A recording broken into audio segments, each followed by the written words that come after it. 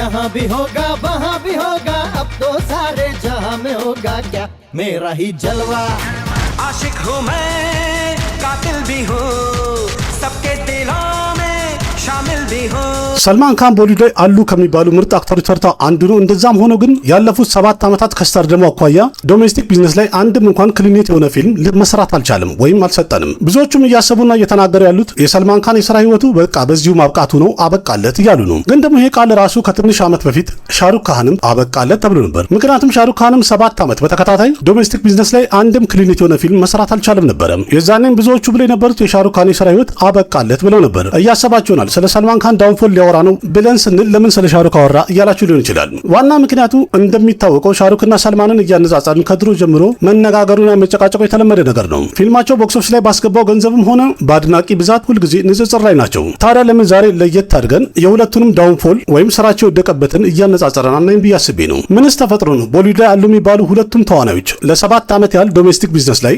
አንድም እንኳን ክሊኒት የሆነ ፊልም መስራት ያልቻሉት ለምንድን ነው የሚለውን ነው። እስቲ 100 ከሮር ወይም 1 ቢሊዮን የህንድ ሩፒያ ያስገቡ ፊልሞች በብዛት ያለው አክተር በፓን ኢንዲያ እንኳን በአጠቃላይ ብናየው ያለው አንድ አክተር ብቻ ነው። እሱም ሰልማን ካን ነው። 17 ፊልሞቹ 100 ከሮር መግባት ችለዋል ወይም 1 ቢሊዮን የህንድ ሩፒ ማለት ነው። ሻሩክ 10 ፊልሞቹ ገብተዋል። አሚር ካን 6 ፊልሞቹ ገብተዋል። አክሼ ደግሞ 16 ፊልሞቹ ገብተዋል። ግን በሌላ በኩል ደግሞ በህንድ ሲኒማ ስናየው ከ50 ዓመት በኋላ በድጋሚ ካምባክ ማድረግ የማይታመን ነው ተብሎ ይነገራል። ታዲያ ሻሩክ ካን ምን ስላደረገ ነው በ58 ዓመቱ ኢንዱስትሪ ላይ በድጋሚ ካምባክ ማድረግ የቻለው? በዛውም የቦሊውዱ ንጉስ የሚለውን ንግስናውን ወይም ወንበሩን በድጋሚ መቆናጠጥ ችሏል። ሰልማን ካንስ ምን አይነት ጥፋት እያጠፋ ነው ያለው? ከዚህ በኋላ ካምባክ ማድረጉ የማይታመን ነው የሚከብድ ነው የሚባለው ስለምንድን ነው? ይህን ቪዲዮ እንግዲህ ሙሉ እንድታዩ ጋብዛችኋለሁ እስከ መጨረሻ ድረስ። ምክንያቱም ሰልማንና ሻሩክ እንደሚታወቀው ለ35 ዓመት ያህል በንጽጽርና በፉክክር አድናቂዎቻቸው ሲያወዳድሯቸው ቆይተዋል እና በመጨረሻም ውጤቱንም አንድ ላይ አብረን እናያለን። ፊት ለፊት ያሉ የተለያዩ ዳታዎችን እያነሳሁኝ ያቀርብላችኋለሁ። በመጀመሪያ ደረጃ የምናየው የሻሩክ ካንና የሰልማን ካን ዳውንፎላቸውን ጎን ለጎን አድርገን በየተራ ለማየት እንሞክር። የሻሩክ ካን ዳውንፎል የጀመረ የነበረው በ2015 ሲሆን 2023 ላይ ደግሞ ይጠናቀቃሉ። የሰልማን ካን ዳውንፎል ደግሞ 2018 ላይ ይጀምራል። 2025 አልፋውን 2026 ደርሷል። የቀጣይ ስራውን ስላላየን እንግዲህ እስከ 2025 ድረስ ዳውንፎሉ እንደቀጠለ ነው ያለው። ግን የሚገርመው ነገር ልክ እንደ ልደት ቀናቸው ዳውንፎላቸውም የቀጠለው በአንድ አይነት ዓመት ነው ወይም ደግሞ እኩል ጊዜ ላይ ነው። የሻሩክ ካን ዳውንፎል ለ7 ዓመት ያህል የቆየ ነበረ። የሰልማን ካን ዳውንፎልም 7 ዓመት የቆየ ነው። ግን እጅግ በጣም የሚያስገርመው ነገር የሁለቱም ዳውንፎል ስናየው የሰማይና የምድር ያህል ለውጥ አለው። በመጀመሪያ የሻሩክ ካን ዳውንፎል በምን ነበር የጀመረው የሚለው ምክንያቶቹን ለማየት እንሞክር። የሻሩክ ካን ዳውንፎል አንድ ብሎ የጀመረው የነበረው ፋንና ዚሮ የመሳሰሉ ኤክስፐሪመንታል ይዘት ያላቸው ለየት ያሉ ፊልሞችን በመስራቱ ምክንያት ነበረ። እንደዛም ሆኖ ግን የሻሩክ ካን ዳውንፎል ላይ አንድ የሚደነቅ ነገር አለ። ምንም እንኳን ለየት ያለ ፊልሞችን ለተመልካች ለማቅረብ ቢሞክርም ግን ተመልካቹ በሆነ ምክንያት የተነሳ እነዚህ ፊልሞች ቦክስ ኦፊስ ላይ ባይሰሩም እንኳን ፊልሞቹን ግን አፕሪሺየት አድርገዋቸዋል ወይም ወደዋቸዋል። ምሳሌ ፋን ላይ 2 ገጸ ባህሪ የተጫወተበትን መንገድ በጣም ተደንቆለታል። በመቀጠል ደግሞ ለእይታ የበቃው ዚሮ የተሰኘው ፊልም በፊልሙ ላይ የተጠቀሙት ቪኤፍኤክስ ሌላው ቀርቶ የሲስ ራጃሞሪ የሚያክል ትልቅ ዳይሬክተር እንኳን ምርጥ ስራ እንደሆነ መስክሮለታል። ፊልሞቹ በገበያ ቢወድቁም የተደነቀበትና የተሞገሰበት ዋና ምክንያት ሰውየው ለተመልካቹ ለየት ያለ ነገር ለማቅረብ ኤክስፐሪመንታል ይዘት ያላቸው ሙከራዎችን እያደረገ ነበር። ይህም ማለት ለህንድ ሲኒማ አዲስ ነገር ለማበርከት እየጣረ ነበር። በገበያ ደረጃ ስኬታማ ባይሆንም ጥረቱ ግን ተደንቆለታል። በዛ ሰዓት ላይ ያስቡትም ሻሩክ ካን እንደዚህ አይነት ኤክስፐሪመንታል ሙቪዎችን ባይሰራ ማስመሳል የሆኑ ፊልሞችን ቢሰራ ኖሮ የሱ ዳውንፎል አንድ ብሎ ባልጀመረ ነበር። ዋናው ነገር ደግሞ መሳሪያ ይዘት ያላቸው ፊልሞች ምንም እንኳን ታሪካቸው ደካማ ቢሆን ባይወደዱም ቦክስ ኦፊስ ላይ ባሉ ሰዓት ላይ ምርጥ ገንዘብ መሰብሰባቸው የተለመደ ነው። ቀደም ያሉት ደግሞ ሃፒ ኒው ይር እና ዲልዋሊ ምሳሌ ናቸው። ግን የሰልማን ኬዝ ላይ ይሄ ነገር ትክክል ሆኖ አናየው። ሰሉባይጃን ያለፉት 7 ዓመታት እየሰራ ያለው ማስመሳል የሆኑ ፊልሞች ነው። ግን ደግሞ እነዛ ሁሉ ፊልሞች ከስታርደም አኳያ አንዳቸውም እንኳን ክሊኒት መሆን አልቻሉም። ከዛ ሌላ በጣም ትልቁ ነገር ቆየት ያለ ስኬታማ ፊልምን መቀጠል ደግሞ በአሁኑ ሰዓት ላይ ፋሽን ሆኗል ወይም ሲኮላቸውን ይዞ መምጣት የተለመደ ነው። እንደዛም ሆኖ ግን ሰልማን ባይ ያለፉት 7 ዓመታት በህንድ ሲኒማ በጣም ተወዳጅ የነበሩ ፊልሞችን ቀጣይ ፓርት ይዞ መጥቶ ነበር። ለምሳሌ ሬድ 3፣ ደበንግ 3 እና ታይገር 3። ይህን ያህል ስኬታማ የነበሩ ፊልሞችን ቀጣይ ፓርት ይዞ ከመጣ በኋላም እንኳን ሰልማን ካን የተጠበቀውና የሚፈለገውን ያህል ስኬት ማግኘት አልቻለም። ምን ተፈጥሮ ነው ሰልማን ካን እንደዚህ ማስመሳል የሆኑ ፊልሞችን እየሰራ በላይ ግን አንዳቸውም ስኬታማ መሆን አልቻሉም? በዛ ላይ ደግሞ ቀጣይነት ያላቸው ፊልሞችን ይዞ መጥቶ አንዱም እንኳን ክሊኒት መሆን አልቻለም። እንደዚህ አይነት ነገር ከመፈጠሩ ወይም ከጥፋታቸው በስተጀርባ ሰልማንም ሆነ ሻሩክ ካን ምክንያታቸው ተመሳይ ነው የሚባል ያህል ነው። ምሳሌ የሻሩክ ካን ዳውንፎል በጀመረ ሰዓት ላይ ዋና ምክንያት ተብሎ የተገለጸው በሰዓቱ የነበረው ከፍተኛ ኮምፒቲሽን እንደሆነ ተነግሯል። ምሳሌ በፈረንጆቹ በ2015 የሻሩክ ካን ዲልዋሊና የረንቪር ሲንግ ባጅራ መስታኒ የተሰኙ ፊልሞች ክላሽ አድርገው ነበረ። ረንቪር ሲንግም ከሻሩክ የበለጠ ቦክስ ኦፊስ ላይ ገቢ በመሰብሰብ አሸንፎት ነበረ። ስለዚህ በዛ ሰዓት ላይ የተባለው ረንቪርና አይሽማን የመሳሰሉ አክተሮች ወይም ተዋናዮች ፊልሞች ስለመጡ ሻሩክ ካን ከባድ ኮምፒቲሽን ወይም ውድድር አጋጥሞታል ብለው ነበረ። በእርግጥ ትክክል ነው። የሻሩክ ካን ፊልሞች በሰዓቱ ያን ያህል ፐርፎርም ማድረግ አልቻሉም ነበረ። ረንቪር አይሽማና ረንቪር የሚሰራቸው ፊልሞች ከሚያስገቡት አኳያ በጣም የወረደ ነበረ። በሌላ በኩል ደግሞ የሰልማን ካን ዳውንፎል የጀመረበት ዋና ምክንያት የሚባለው ይሄ ነው። ምሳሌ ከዛሬ ከ10 ዓመት በፊት ሰልማን ካን አንድ ማስመሰላ ሙቪ ይዞ በሚመጣ ሰዓት ላይ ፊልሙ ብላክባስተር እንደሚሆን የተረጋገጠ ነበር 100%። በአሁኑ ሰዓት ላይ ግን ማስመሰላ ፊልሞችን እንኳን በሚሰራ ሰዓት ላይ ብዙም ሰው እየወደደለትና እያየለት አይደለም ያለው። ዋና ምክንያቱ ፓን ኢንዲያ የተባለውና አዳዲስ ወጣት ተዋናዮች የፈጠሩት ትልቅ ውድድር ነው። እስቲ ቆም ብላችሁ አስቡማ። ሰልማን ካን ማስመሰላ ይዘት ያላቸው ፊልሞችን ምርጥ አድርጎ ይሰራ ነበር። በአሁኑ ሰዓት ላይ ግን የሳውዝ አክተሮች መጡና ሰልማን ከሚሰራው 10 እጥፍ የበለጠ ስኬታማ የሆኑ ምርጥ ፊልሞችን ማቅረብ ቻሉ ለተመልካቹ። በዛ ላይ ፊልሞቹ በፓን ኢንዲያ ሌቭል ነው የሚለቀቁት በአገር አቀፍ ደረጃ። ስለዚህ ግልጽ ነው ህዝቡ የተሻለ አማራጭ ስላለው አቬሬጅ የሆነ ማስመሰላ ሙቪ ከማየት ይልቅ የተሻለ የወጣቶችን ለማየት ሩጫ ያደርጋል ማለት ነው። ምሳሌ በፓን ኢንዲያ ቀደም ብሎ የተለቀቁት እንኳን ፑሽፓ፣ ኬጂኤፍ፣ ጀዋን፣ አኒማልና ሰላር የመሳሰሉ ፊልሞች ለእይታ በቅተዋል። እነዚህ ሁሉ ደግሞ ድምቅ ያሉ ማስመሰላ ሙቪዎች ናቸው። በዛ ላይ ደግሞ የሁሉም ኢንዱስትሪ ዲግሬድ እና ሲግሬድ የተባሉ ፊልሞች እንኳን በሂንዲ ደብ ተደርገው ይቀርባሉ በፓን ኢንዲያ። ኦቲቲ ላይም ደግሞ ቢሆን በቲቪ ማለት ነው በጣም ምርጥ የሚባሉ ኮንቴንቶች እየቀረቡ ነው ያሉት። እንደገና ረንቪር፣ ቪኪ ኮሸል እና ረንቪር ሲንግ የመሳሰሉ አክተሮች ደግሞ የራሳቸውን ስታንዳርድ በጣም እየገነቡ ነው ያሉት። ምርጥ ስራ ይዘው እየቀረቡ ነው ያሉት። የሳውዝ አራቱም ኢንዱስትሪዎች ደግሞ ማስመሰላ ፊልሞቹን እስኬላቸውን ከፍ አድርገው በብዛት እያቀረቡ ነው ያሉት። ውድድሩ በጣም ጦፏል። ፉክክሩ ኃይለኛ ነው። ይህንን አልፎ ጥሶ ለመሄድ ሰልማን ካን ብዙም እየጣራ አይደለም ያለው። የፊልሞቹንም ስኬል ከፍ ለማድረግም ብዙ ጥረት አይታይም። ይህም ማለት በፓን ኢንዲያ የሚለቀቁ ፊልሞች ካላቸው ስታንዳርድ ጋር የሱ ፊልሞች ማች ማድረግ አልቻሉም። የእነዚህ ሁሉ ምክንያቶች ድምር በመጨረሻም ሰልማን ካን እንግዲህ የስራ ህይወቱ ዳውንፎል እንዲጀምር አድርጎታል። እስከዚህ ድረስ እንግዲህ ውድ ቤተሰቦች የሰልማን ካንም ሆነ የሻሩክ ካን ዳውንፎልን በደንብ አይተናል። ዳውንፎል የጀመረበትንም ምክንያት አንድ በአንድ በዝርዝር አይተናል። በመቀጠል ስለ ካምባክ እንኳን እናውራ ከተባለ እንደሚባለው ከሆነ በህንድ ሲኒማ እድሜያቸው 50 ከሞላ በኋላ ማናቸውም አክተሮች ካምባክ ማድረጋቸው የማይታመን ነው ተብሎ ይነገራል። ይህንንም ነገር ደግሞ ሰብሮ ከሻሩክ ካን ሌላ ማንኛውም ትልቅ አክተር ወይም ትልቅ ሱፐርስታር ካምባክ አድርጎ አያውቅም ተብሎ ተመስክሮለታል። ምሳሌ እንደ ሰልማን ካን ያለ ትልቅ አክተር እንኳን ያለፉት ጥቂት ዓመታት ካምባክ ለማድረግ በጣም ትግል እያደረገ ነው ያለው፣ ግን ማድረግ አልቻለም። እና ታዲያ ሻሩክ ካን ምን የተለየ ነገር አድርጎ ነው? እስካሁን ድረስ ከታዩት ካምባኮች ሁሉ በጣም ትልቁ ካምባክ ነው፣ ምርጥ አገባብ ተመልሶ ገብቷል የተባለው ለምንድን ነው? ሰልማን ካንስ ምን አይነት ጥፋት እያጠፋ ነው ያለው? ካምባክ ማድረጉ የሚታመን አይደለም ብለው ራሱ አድናቂዎቹ የሚመሰክሩት። የዚህ መልሱን እንግዲህ ሁለተኛው ቻፕተር ላይ እናየዋለን። ሻሩክ ካን ካምባክ ያደረገበትን ነገር በተለያዩ ቪዲዮዎች የተለያየ ሰርቬይ ጥናቶችን አይቻለሁኝ። በጣም አሳማኝ ሆነ ያገኘሁትኝ 3 ህጎችን ተከትሏል የሚለው አሳማኝ ነው። ምንድናቸው እነዛ 3 ህጎቹ? ታዲያ እነዛ 3ቱን ህጎች ተከትሎ ሰልማን ካንም ካምባክ ማድረግ ይችላል? እስቲ በመጀመሪያ አንደኛውን ህግ እንይ። ትክክል እየሰራህ ካልሆነ አትስራ የሚለው ህጉ ማለት ነው። መለስ ብለን ስናየው ከ2015 እስከ 2018 ድረስ ሻሩክ ካን 6 ፊልሞችን በመሪ ተዋናይነት ሰርተዋል። ግን ከነዚህ መሃል አንዳቸውም እንኳን ክሊኒት መሆን አልቻሉም ነበረ። እነዚህ ፊልሞች እንዳለ በከሰሩ ሰዓት ላይ አቀባበላቸው ሲወርድ ሻሩክ ካን ግልጥ ብሎ ታውቆት ነበረ። የሚሰራው ፊልም እንዳለ ተቀባይነቱ እየወረደ ነው ያለው። ስለዚህ ቆም ብሎ ያሰበው በዚህ ሰዓት ላይ ሌላም ፊልሞች እንኳን ብሰራ እነሱም ተቀባይነት እንደማይኖራቸውና ፍሎፕ እንደሚሆኑ እርግጠኛ ሆነ። ብዙ ፍሎፕ ፊልሞችን ከምሰራ ለምን ረፍት አላረግም ብሎ አሰበ። እዚህ ጋር ረፍት አረገ ሲባል ረፍት ብቻ አይደለም ያደረገው፣ እንዲያውም ችግሩ ምን እንደሆነና በስራ ላይ ያጋጠመውን ዳውንፎል በደንብ ማጥራት ጀመረ። ምክንያቱም ተመልካቹ ከዚህ በፊት የሰራውን ፊልም ይቀበለው ነበረ። አሁን ግን እሱ የሚሰራቸውን ፊልሞች ለመቀበል ሁሉ ወደ ኋላ እያሉ ነው ያሉት። በሌላ በኩል ደግሞ ሰልማን ካንን ካየነው ከ2018 በኋላ በመሪ ተዋናይ የተሰራባቸው 8 ፊልሞች አንዳቸውም እንኳን ክሊኒት መሆን አልቻሉም ነበረ። ይህንን ነገር ባየ ሰዓት ላይ ሰልማን ራሱ ታውቆታል፣ የሆነ ነገር እያጠፋ እንዳለ ታውቆታል። ስለዚህ በላይ የተለያዩ ፊልሞች በድጋሚ ፍሎፕ ከሚሆኑ ቆም ብሎ ድጋሚ ማሰብና እንደገና መመለስ ያለበት ይመስለኛል። በመቀጠል ደግሞ የሻሩክ ሁለተኛውን ህግ እስቲ ነው አንድ ያጠፋውን ጥፋት አትድገመው የሚለው ነው። ከሻሩክ ካን በጣም የሚደነቅለት አንድ ነገር አለ። እሱም ደግሞ ከጥፋቱ ቶሎ ፈጠን ብሎ መማር የሚችል ሰው ነው። አንድ ጊዜ ያጠፋውን ጥፋት አይደጋግመውም። ልብ ብላችሁ ከሆነ ከሻሩክ ካን ጋር አንድ ፍሎፕ የሰራ ዳይሬክተር የፈለገ ቢሆን በድጋሚ ከሱ ጋር ምንም አይነት ፊልም አይሰራም። በቀላሉ የሚረዳው እንግዲህ ይህ ዳይሬክተር ያን ያህል አቅም የለውም፣ እንደኔ አይነት ትልቅ ሱፐርስታርን ሃንድል ማድረግ አይችልም ብሎ ይረዳል። አነን ድራይ፣ ኢምቲያዝ አሊና መኒሽ ሸርማ የመሳሰሉ ዳይሬክተሮችን ሻሩክ ካን በድጋሚ ቢጠይቁትም እንኳን የሚሰራ ሰው አይደለም። ከራሱ ጋር አይደለም ከሌላ አክተር ጋር እንኳን አንድ ፍሎፕ ፊልም የሰራ ዳይሬክተር እንስራ ካለው ከነጭራሹ መስራት ፍላጎት የለውም። በሌላ በኩል የሰልማንን ግን ካየነው እንዲያውም አንድ ጊዜ ያጠፋውን ጥፋት መደጋገም ሁሉ የሚያስደስተው ይመስላል። ምሳሌ ፕረቡዴቫ ደበንግ ስሪን ዳይሬክት አድርጎ ነበረ። ይህ እንግዲህ በጣም ተወዳጅ የነበረውን ደበንግ የተባለውን ፊልም ከነጭራሹ እንዳይቀጥል ያደረገ ዳይሬክተር ነው። ስሙን ሁሉ ያጠፋ ዳይሬክተር ነው። እንደዛም ሆኖ ግን ሰልማን ካን በቀጣይ የሰራው ራዲ የተሰኘውን ፊልም ፕረቡዴቫ ዳይሬክት እንዲያደርግ ፈቀደለት። አሁንም ዳይሬክት አድርግ ብሎ የሰጠውን ራዲ የተሰኘውን ፊልም ከነጭራሹ ለሰልማን የማይመጥን አይነት ስራ አድርጎ ሰራው። እንደዛም ሆኖ ግን ሰልማን አልታረመም። ምክንያቱም ከዛ ቀጥሎ ደግሞ ኪሲኪባይ ኪሲኪጃን የተሰኘውን ፊልም ታዋቂ ፍሎፕ ዳይሬክተር ፈርሃም ሳምጂ ዳይሬክት እንዲያደርግ ሰጠው። ልክ እንደዚህ ሰልማን ካን ስታርደሙን በጓደኝነትና በወዳጅ እየተነሳሳ ፍሎፕ የሆኑ ዳይሬክተሮች ፊልሞቹን እንዲሰራ ካደረገ ያ ቀን ሩቅ አይደለም። ሰልማን ካን ቢንግ ሂውማን ሱቆችን ብቻ መተዳደሪያ ሊያደርግ ነው ማለት ነው። ምክንያቱም በዚሁ ከቀጠለ ሲኒማ ቤት እሱን ለማየት የሚመጣም ሰው አይኖርም የሚባልበት ያህል ደረጃ ደርሷል። ለማለት የፈለኩት እስካሁን ድረስ እንኳን ሰልማን ካን ከምርጥ ዳይሬክተር ጋር ሰርቶ ቢሆን ኖሮ እስካሁን ድረስ በእርግጠኝነት ካምባክ አድርጎ ነበረ። እንደ አትሌ መሰለ ማስመሳሪያ ሙቪዎችን ምርጥ አድርጎ የሚሰራ ዳይሬክተር አብሮ ለመስራት ፈቃደኛ ቢሆን ሰልማን ካን ካምባክ ያደርግ ነበረ።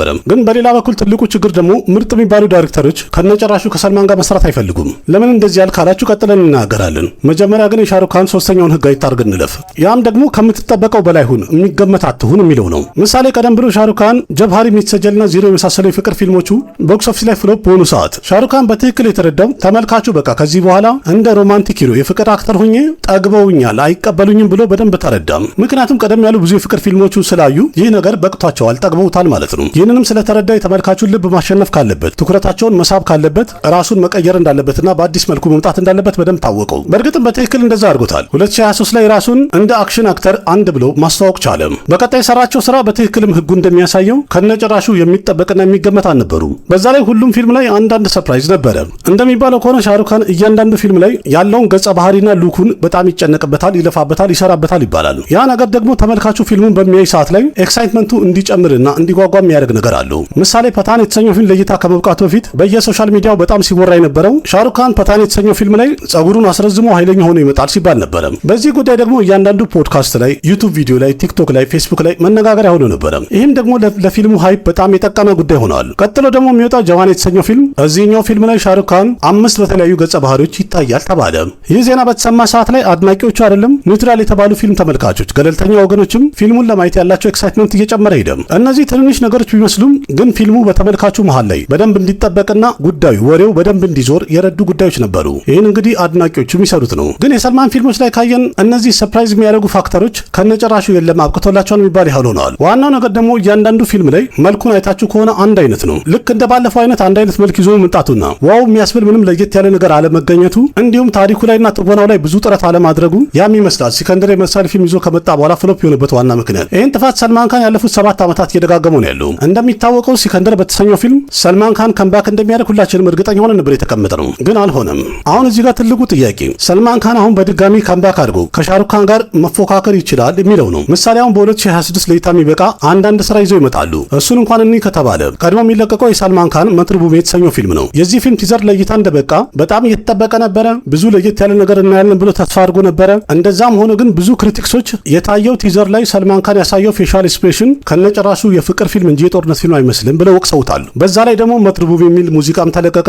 ያ ሙዚቃም የተፈለገውን ያህል ኢምፓክት መፍጠር አልቻለም። የሻሩክ ካን ግን ኪንግ የተሰኘው ቲዘሩ ለእይታ ሲበቃ ተመልካቹን እንዳለ ዋው ያስባለ ነበር። በጣም ለየት ያለ ነገር ሊታይበት ችሏል። ከዛ በመቀጠልም ከፊልሙ ጋር የተያዙ የተለያዩ መረጃዎችን በላይ እየለቀቀ እንዲጠበቅ እያደረገ ነው ያለው። የሰልማን ካን ደግሞ ፊልሙ ላይ ብዙ ነገር እንደተለወጠ፣ መጀመሪያ እንደተጠበቀው በአይፒክ ይዘት እንደሌለው፣ ሁሉ ነገሩ ወደ ፊክሽን እንደተቀየረ መነገሩና መወራቱ ፊልሙን የሚጎዳው ሆኖ ተገኝቷል። ስለዚህ በአጠቃላይ እንግዲህ ስናየው ሰልማን ካን አሁን ያለበት ደረጃ ሲታይ ያለፉት 35 ዓመት ያህል በሻሩክና በሰልማን መሃል ብዙ አይነት ውድድርና ንጽጽር ነበረ። አሁን ላይ እንግዲህ አብቅቷል የሚባል ያህል ደረጃ ደርሷል። እና ታዲያ ሻሩክ ካን 35 ዓመት ያህል የቆየውን ውድድር አሸነፈ ወይ ልትሉ ትችላላችሁ። በአሁኑ ሰዓት ላይ ሻሩክ ካንና ሰልማን ካን ቦሊውድ ላይ ትወናቸውን አንድ ብለው ከጀመሩ 35 ዓመትን አልፈዋል። በዚህ በ35 ዓመት ውስጥ የሁለቱን ጓደኝነት አይተናል፣ ጸባቸውንም አይተናል። ቦክስ ኦፊስ ላይም ቢሆን በጣም ከፍተኛ ውድድር አይተናል። ያም ይመስላል እንግዲህ ዛሬ ላይ ከሁለቱ መሃል ማን የቦሊውድ ትልቅ አክተር ሲባል እከሌ ነው ብሎ በአንድ አፍ እንኳን ለመወሰን ያልተቻለው። መጀመሪያ እንዳልኳችሁ እያንዳንዱን ዳታ አቀርብላችኋለሁ። ከዛ በኋላ እናንተ ራሳችሁ ተወስናላችሁ። ያለፉት 35 ዓመታት ያህል የቆየ የነበረውን ይህንን ፉክክርና ውድድር ማን አሸነፈ የሚለውን ተወስናላችሁ።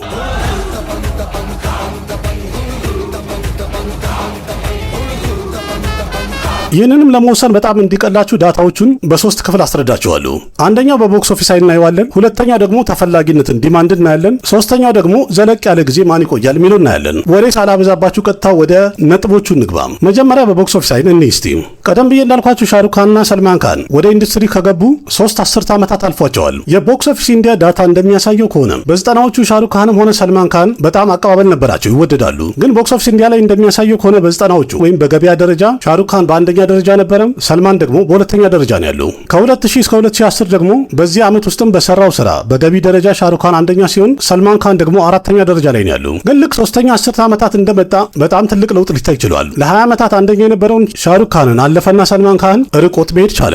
ከ2010 በኋላ ያለውን ስናይ ቦክስ ኦፊስ ኢንዲያ እንደሚያሳየው ከሆነ ሰልማን ካን በአንደኛ ደረጃ፣ ሻሩክ ካን ደግሞ በሶስተኛ ደረጃ መቀመጥ ቻለ። ካለፉት 3 አስርት ዓመታት መሃል ሻሩክ ካን ለሁለት አስርት ዓመታት ቦክስ ኦፊስ ላይ ከላይ መቀመጥ ችሎ ነበረ። ስለዚህ አንደኛ ሊሆን ችሏል።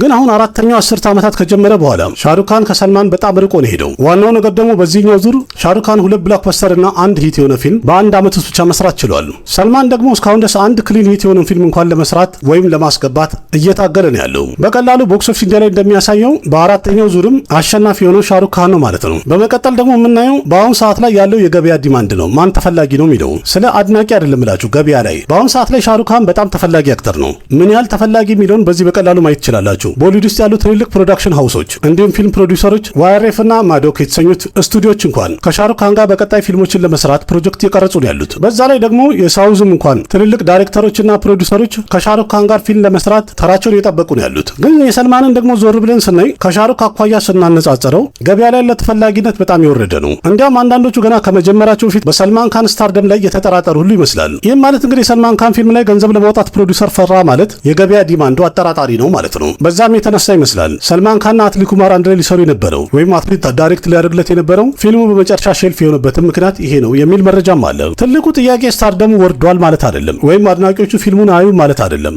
ሰልማን ካን የሚፈለግበትን ያህል ለፊልሞቹ ኢፎርት አያደርግም የሚለው ወቀሳ ነው። ዋናው ነገር ደግሞ ማንኛውም ትልቅ የተባለ ዳይሬክተር የሚፈልገውን ሲን በሚፈልገው መልኩ ምርጥ አድርጎ ተውኖ የማይሰጠውን አክተር ከነጭራሹ ማሰራት አይፈልግም። ጥሩ ዳይሬክተር እና ጥሩ ፕሮዲውሰር ደግሞ በፊልማቸው ላይ ሰልማን ካንን ማስተወን ካልፈለጉ አብረን እንስራ ብለው ካልጠየቁት በአሁኑ ሰዓት ላይ የሰልማን ካን ዲማንዱ ወይም ገበያ ላይ ከበፊት አኳያ ሲታይ እየወረደ ነው ያስብላል ማለት ነው። ከዚህ በኋላስ ማነው ኢንዱስትሪ ላይ ብዙ የሚቆየው የሚለውን ደግሞ ስናይ ሻሩክም ሆነ ሰልማን ካን በአሁኑ ሰዓት ላይ ኦልሬዲ 60 ዓመታቸው ሆኗል። አሁንም ግን ጠንከር ብለው ስራቸውን እየሰሩ ነው ያሉት። ግን ትልቁ ጥያቄ ከዚህ በኋላ ማን ረጅም ርቀት መሄድ ይችላል የሚለው ነው። መጀመሪያ የሻሩክን ስናይ ቀደም ብዬ እንዳልኳችሁ 35 ዓመት አልፎታል ሻሩክ ካን ብያቸዋለሁ። ግን በዚህ በ35 ዓመት ውስጥ በፊልም ኢንዱስትሪ ውስጥ ሰልማን፣ አሚር፣ አክሽንና ሪቲክ የመሳሰሉ ትልልቅ ተዋናዮች ወይም አክተሮች ሁሉም ማለት በሚቻል ደረጃ የሻሩክ ካን ዋነኛ ተፎካካሪዎች ነበሩ። በ2023 ላይ የበቃውን ጀዋን የተሰኘውን ፊልም እንኳን ብናይ ፊልሞቹን በፓን ኢንዲያ መልቀቅ ፋሽኑን ተቀላቅሏል ወይም ትሬንድ አድርጎታል። በፓን ኢንዲያ ደግሞ እንደሚታወቀው የሳውዝ አክተሮች ዶሚኔት አድርገውታል፣ ተቆጣጥረውታል። በፓን ኢንዲያ ደግሞ ቀደም ብሎ እግሩን የተከለውና ዝነኛ የሆነውን ፕረባስን ከቦሊውድ መጥቶ እንግዲህ በጣም እየተፎካከረ ያለው ሻሩክ ካን እንደሆነ ተነግሯል፣ በፓን ኢንዲያ ገበያ ላይ ማለት ነው። በዛ ላይ ደግሞ ፊትነሱንም ብናይ አቋሙን በ60 ዓመትም እንኳን አሪፍ ነው ያለው። ይህንን በትክክል ሜንቴን ማድረግ ከቻለና በዚሁ ከቀጠለ ሻሩክ ካን እስከ 70 እና 75 ዓመቱ ድረስ ቦሊውድ ላይ ልክ እንደዚህ በመሪ ተዋናይነት ምርጥ አድርጎ መስራት ይችላል ተብሎ ይገመታል። በሌላ በኩል ግን የሰልማንን ስናይ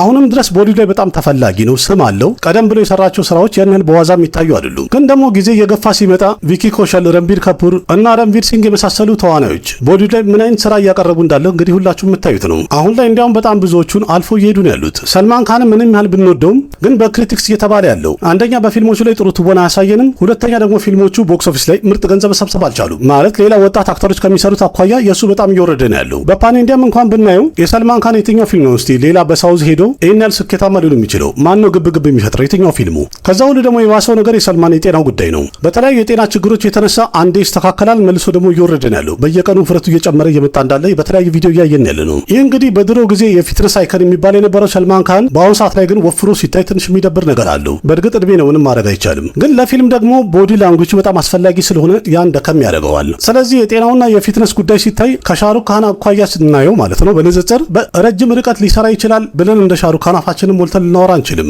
የሚሆነው ባይታወቅም።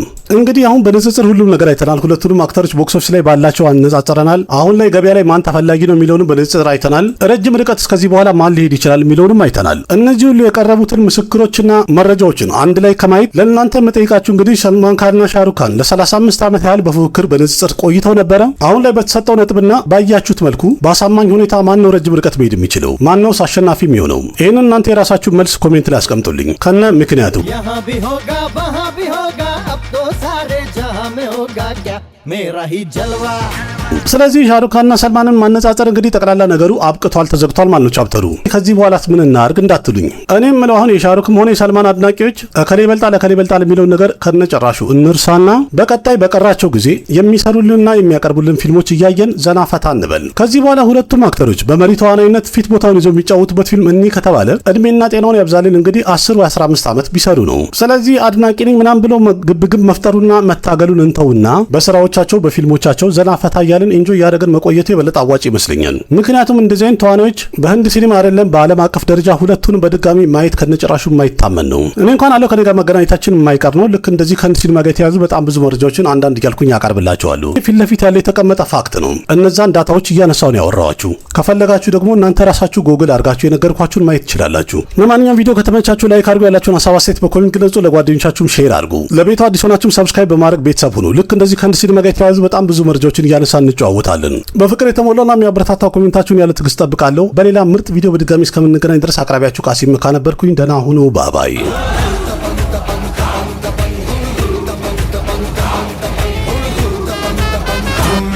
पठान मेरी जान महफिल ही लुट जाए दे जो जुबान मेरी।